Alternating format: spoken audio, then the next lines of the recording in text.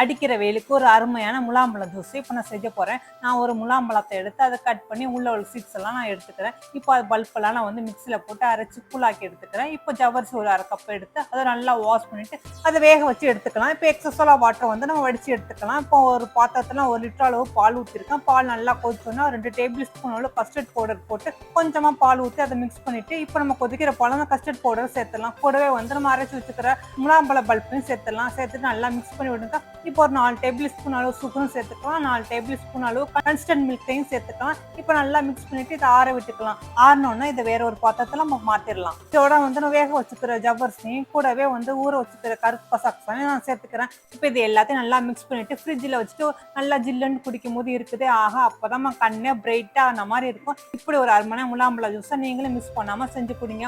இந்த முலாம்பழ ஜூஸ் உங்களுக்கு பிடிச்சிருந்தா அப்படியே ஒரு லைக் பட்டனை ப்ரெஸ் பண்ணிக்கிறீங்க. இது வரைக்கும் என் சேனலை சப்ஸ்கிரைப் பண்ணாட்டி சப்ஸ்கிரைப்